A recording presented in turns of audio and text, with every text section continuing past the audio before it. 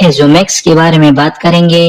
اس کا brand name ایزومیکس ہے جبکہ جنرک نیم ایزیترومائسین ہے۔ ایزیترومائسین میکرولائڈ گروپ آف اینٹی بایوٹک سے تعلق رکھتا ہے۔ یہ کیپسول فارم میں ہے جس میں 250 ملی گرام اور 500 ملی گرام میں آتے ہیں۔ اس کے علاوہ سسپینشن فارم میں 200 ملی گرام پر 5 ml ہوتے ہیں۔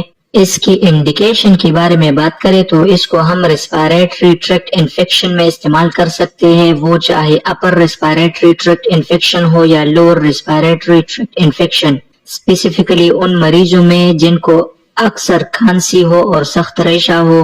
ایسے کنڈیشن میں ہم ایزیترومائسین کو استعمال کر سکتے ہیں۔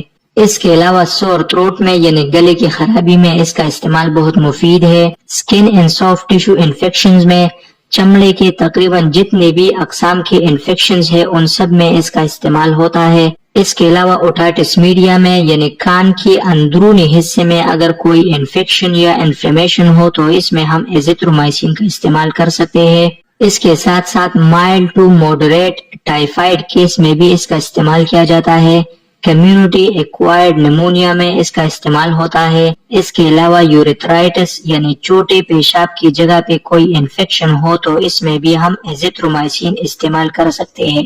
اس کے کنٹرا انڈیکیشن کے بارے میں بات کریں کہ کون سے ایسی کنڈیشن ہے، کیا ایسی وجوہات ہے جس کی وجہ سے یا جن میں ہم ایزیترومائسین کو نہیں دے سکتے۔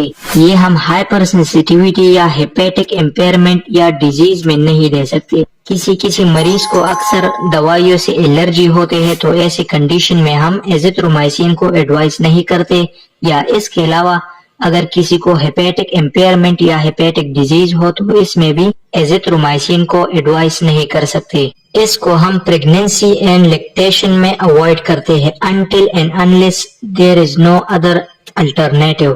حمل کے دوران یا دودھ پلانے کے دورانیے میں اس کو ہم استعمال نہیں کرتے، لیکن اگر اس کے علاوہ کوئی دوسرا آپشن یا دوسرا الٹرنیٹو نہ ہو تو بے شک ایسے کنڈیشن میں ہم اس کو استعمال کر سکتے ہیں۔ یہ چونکہ اینٹی بایوٹک ہے تو اس کا ڈوسیج کیس ٹو کیس ویری کرتا ہے۔ یہ ڈیپینڈ کرتا ہے کہ آپ کو کیا بیماری ہے اور آپ کو کتنے دن کی ٹریٹمنٹ کرنی ہے، وہ ہر بیماری پہ ڈیپینڈ کرتا ہے۔ ہر ایک میڈیکل کنڈیشن کی اپنی ٹریٹمنٹ پلان ہوتی ہے، لیکن جنرلی اس کو ہم 3 سے 5 دن تک استعمال کر سکتے ہیں۔ بڑوں میں 500 ملی گرام دن میں ایک کیپسول 3 سے 5 دن کے لیے، یا 250 ملی گرام کے کیپسول صبح شام 3 سے 5 دن کے لیے۔ اس کے علاوہ بچوں میں 1 چمچ صبح شام 3 سے 5 دن کے لیے، یا 2 چمچ دن میں 1 مرتبہ 3 سے 5 دن کے لیے استعمال کر سکتے ہیں۔